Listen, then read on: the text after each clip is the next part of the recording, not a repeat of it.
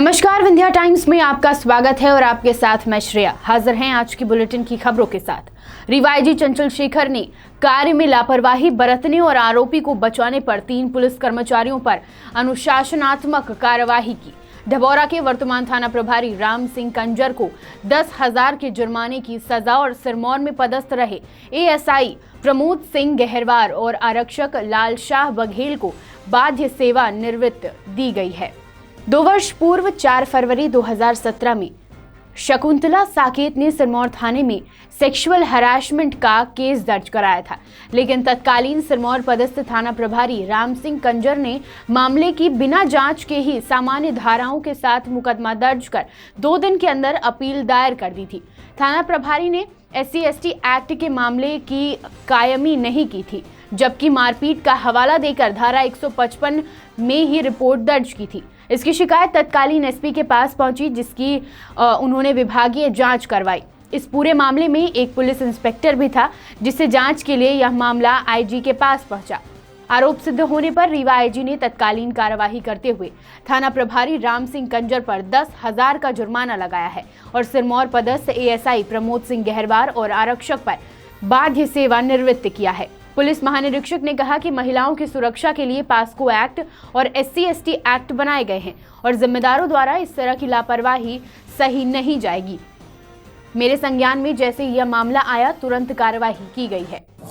देखिए, एक प्रकरण है जो 4 फरवरी 2017 का प्रकरण है, जिसमें श्रीमती शकुंतला साकेत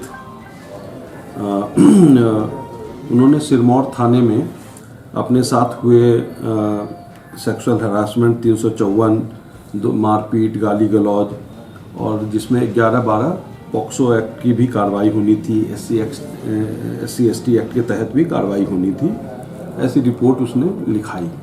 परंतु इसको बहुत ही साधारण धाराओं में 300 साधारण मारपीट, गाली गलौज की धाराओं में प्रकरण पंजीबद्ध कर और इसको 2 दिन के अंदर चालान भी प्रस्तुत कर दिया गया, जिससे कि इसमें अग्रिम कोई कार्रवाई न हो पाए। यह तत्कालीन SP के संज्ञान में यह मैटर आया, SP रीवा के संज्ञान में, जिस पे कि उन्होंने विभागीय जांच की। विभागीय जांच, चूँकि उसमें एक इंस्पेक्टर राम सिंह कंजर जो वर्तमान में भी रीवा जिले में पदस्थ हैं, उनका भी इन्वॉल्वमेंट था, तो इसका निराकरण के लिए पुलिस महानिरीक्षक के पास प्रकरण आया, जिसको मैंने कल देखा और मैंने देखा कि ये बहुत ही गंभीर मामला है और अगर शासन ने SC/ST एक्ट का प्रावधान किया है, अगर कोई SC/ST श्रेणी में है और कोई सवर्ण उसको दूसरा या नॉन SC/ST उसके साथ किसी प्रकार की ऐसे छेड़खानी या कुछ करता है, तो उसको लाभ मिलने का है, उस पर दोबारा ना हो, इस कारण से प्रावधान है। पॉक्सो एक्ट का कानून निकला है, महिलाओं के साथ दोबारा ऐसी घटना ना हो या जो घटना कारित करने वाले हैं उनको और सख्ती से न्यायालयीन प्रक्रिया में से गुजरना पड़े। तो इन सब चीज़ों को जो नज़रअंदाज करते हैं आरोपी को फ़ायदा उठाने के लिए, ये पुलिस के लिए बहुत घातक है। रीवा पुलिस ने आरोपियों पर शिकंजा कसना और तेज कर दिया है।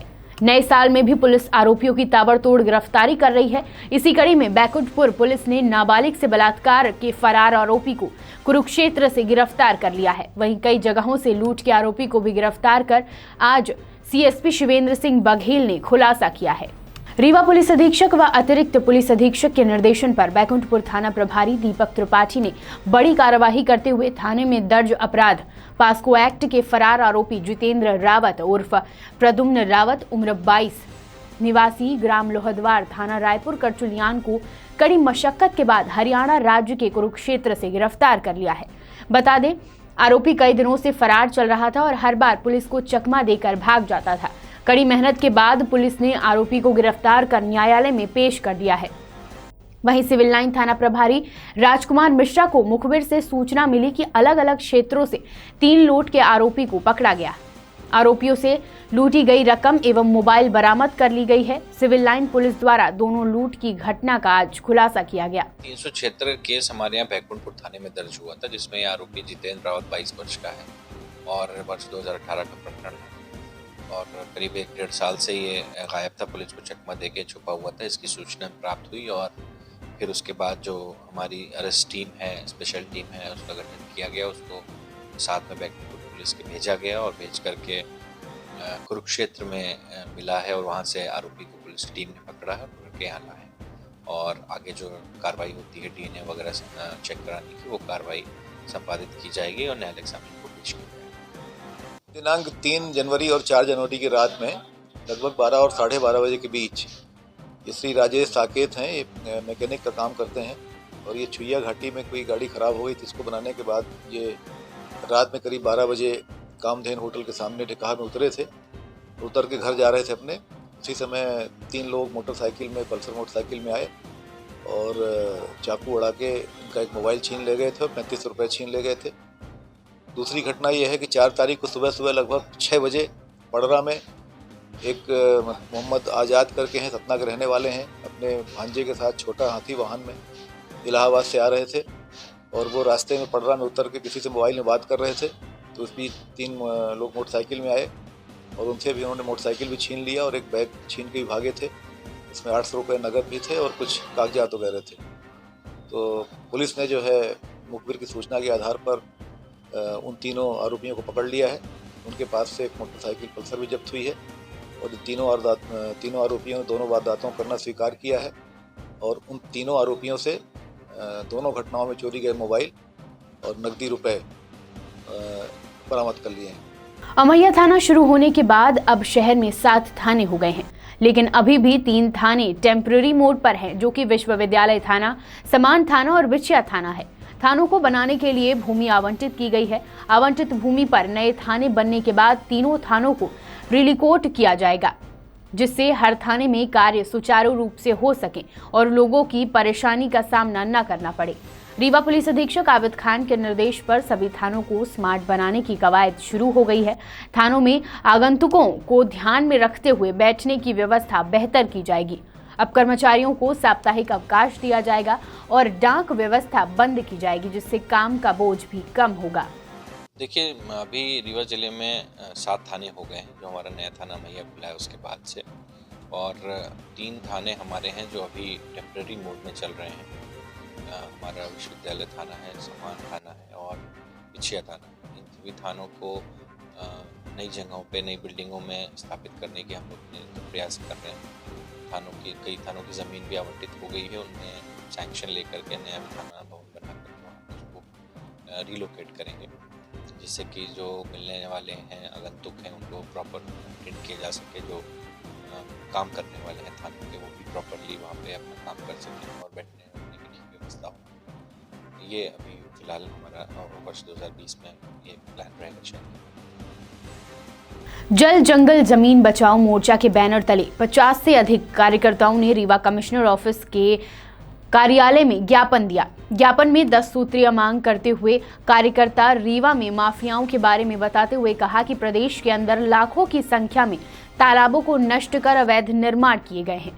शासकीय वन भूमियों से वनों का सफाया कर भूमि पर कब्जा किया जा रहा है। इसके अलावा शासकीय जमीनों पर अवैध अतिक्रमण किए गए, जिसके चलते शासन को अरबों खरबों की क्षति के साथ साथ जलवायु एवं पर्यावरण पर संकट उत्पन्न हो चुका है। रीवा जिले के संदर्भ में चर्चा करते हुए कार्यकर्ताओं ने कहा कि रीवा जिले के अंदर लगभग 1545 तालाब राजस्व रिकॉर्ड में दर्ज हैं, लेकिन आज 30% तालाब सुरक्षित नहीं है। भूमाफियाओं एवं राजस्व विभाग के प्रमुख सहित आरआई एवं पटवारी रोजगार सहायक सरपंच सचिव ने अपनी 60 गांठ कर तालाबों के पट्टे नामांतरण रजिस्ट्री कराकर उनमें कब्जा जमा लिया है, जिसके चलते आज व्यापक जल्द संकट उत्पन्न हो गया है। कार्यकर्ताओं ने इसी विषय पर अपनी चिंता जाहिर करते हुए कार्यवाही की मांग की है। जंगल जमीन बचाओ बैनर के तले जो है ये मुहिम लगातार 1 साल से चल रही है, तालाबों के संरक्षण के लिए, वन भूमि पोखर पठार के। इस संबंध में अभी मध्य प्रदेश सरकार ने एक आदेश जारी किया है कि भूमाफियाओं के खिलाफ कार्रवाई हो, जो अवैधानिक निर्माण जल जंगल जमीन पोखर पठारों पर कर लिए हैं। इस संबंध में लगातार 1 साल से आवेदन दे रहे हैं। ये सरकार 1 साल से बैठी हुई है, लेकिन रीवा जिले के अंदर अभी कोई भी तालाब मुक्त नहीं कराया गया। तमाम सत्ता और विपक्ष के लोगों का तालाबों की भूमियों पर कब्जा है, पानी भरा है और तालाबों की रजिस्ट्रियाँ हो गई। बहुत सारे तालाब हैं, रघुराज सागर है, रतारी है, सगरा है, तिलखन है, छिरहुला है, राम सागर है, तो बहुत सारे तालाबों पर ये अवैध अतिक्रमण है। इस संबंध में मुख्यमंत्री जी के नाम हम लोगों ने ज्ञापन आज कमिश्नर साहब को 10 सूत्री सौंपा है और हम लोग मांग करते हैं कि सारे तालाबों को मुक्त कराया जाए। और ये पूरे प्रदेश में जो हालात हैं, लाखों तालाबों पर कब्जे हो चुके हैं, रीवा में 70% तालाबों पर कब्जे हैं, तो मुक्त कराने के लिए हमारे सभी आदरणीय वरिष्ठ नेतागण आंदोलन की अगुवाई कर रहे हैं और हम लोग पूरी तरह से ये लड़ाई जो है। सिंगरौली जिले में काला हीरा अब जान का दुश्मन बनता जा रहा है। सिंगरौली जिले में प्रदूषण के चलते आम जनजीवन अस्त व्यस्त हो गया है। लोगों का दम घुटने लगा है, जीना दुश्वार हो चुका है। लोग सांस, दमा जैसी कई गंभीर बीमारी की चपेट में हैं। प्रदूषण की समस्या का कुछ हद तक निजात दिलाने के लिए जिले के कलेक्टर ने एनसीएल ट्रांसपोर्टर, रेलवे विभाग की त्रिपक्षीय वार्ता में प्रदूषण नियंत्रण करने, एनजीटी के निर्देशों का पालन करने सहित कई सुझाव दिए। लेकिन कोल परिवहन से संबंधित सभी विभाग अपनी जिम्मेदारी से बचते नजर आए, जिसके चलते कलेक्टर केवीएस चौधरी ने मोरवा कोल साइडिंग नंबर 3 पर प्रतिबंध लगा दिया। कलेक्टर के निर्देश मिलने के बाद एनसीएल ट्रांसपोर्टर, रेलवे के अधिकारियों में हड़कंप मच गया है। वहीं रेलवे, एनसीएल एवं ट्रांसपोर्टर रोको करोड़ों रुपए का नुकसान भी उठाना पड़ रहा है।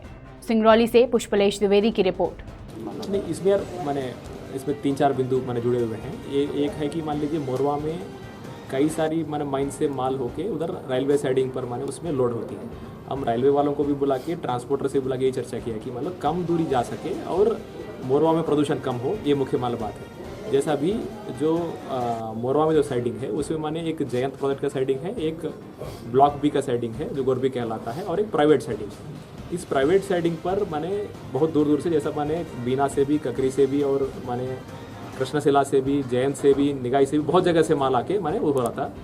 रेलवे उधर कोई भी एक जिम्मेदार व्यक्ति तैयार नहीं हो रहा है कि मैं इसको चलाऊंगा, मैं इसमें एनवायरनमेंट परमिशन वगैरह करूँगा। तो रेलवे वालों से भी पूछते तो वो भी कोई निश्चित नहीं करते कि किसकी भाग कितना है, उसमें पानी डालना चाहिए, उसमें छिड़काव करना चाहिए, उसमें साइड से बंद करना चाहिए। हमने वर्तमान में रेलवे को सोमवार को बोला कि बताया गया था कि उनको स्पष्ट करना चाहिए कि कितना पार्ट किस प्राइवेट ट्रांसपोर्टर का जिम्मेदारी है। जैसा गोदावरी काम करता है, अदानी काम करते हैं और कई प्राइवेट ऑपरेटर हैं जो बाहर कई दूर भेजते हैं। तो अभी 2-3 बात अभी चर्चा हुई है कि उधर रोड से, मेन रोड से रास्ता नहीं देना चाहिए, पीछे से देना चाहिए, या काटा मोड़ से, शुक्ला मोड़ के अंदर से, ताकि मेन रोड से जो रोड पर धूल हो रही है वो कम हो सके। दूसरी बात, उसमें निश्चित स्थान तय करे कि कौन सी पार्ट गोदावरी का है, कौन सी पार्ट अदानी का है, या कौन सी पार्ट और कोई थर्ड ऑपरेटर का है, ताकि उस पार्ट में हम देख सके कि कितना मात्रा रखा हुआ है। अभी एक्चुअली कोई मात्रा भी निर्धारित नहीं है कि एक समय पर कितना माल उधर रखना चाहिए।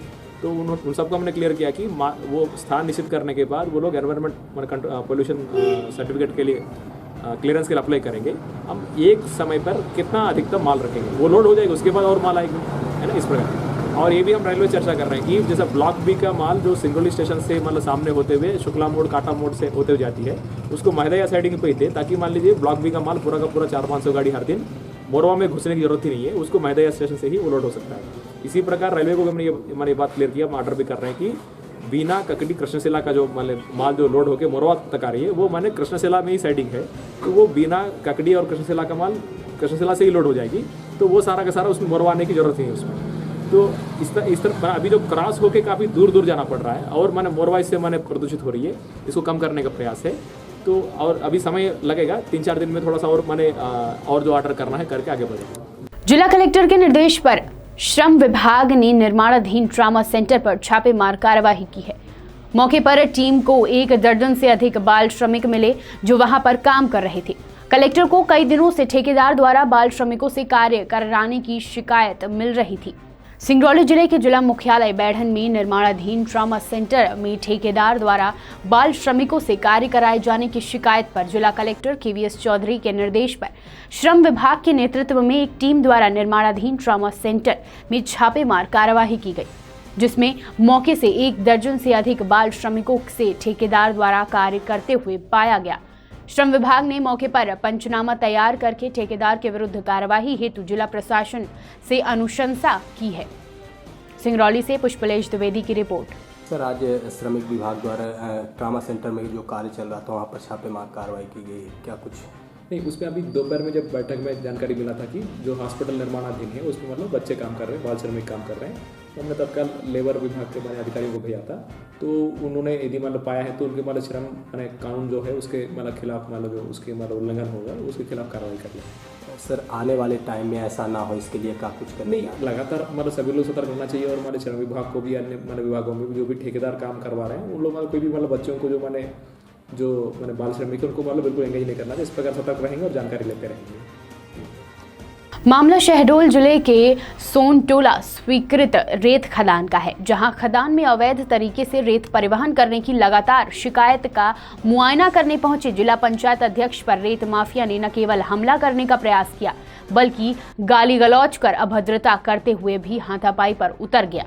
यह देखते हुए वहां से किसी तरह अपनी जान बचाकर उल्टे पांव लौटे जिला पंचायत अध्यक्ष ने जिला प्रशासन से जल्द इस रेत खदान को बंद कराने की मांग करते हुए मामले की शिकायत गोहापरू थाने में की है।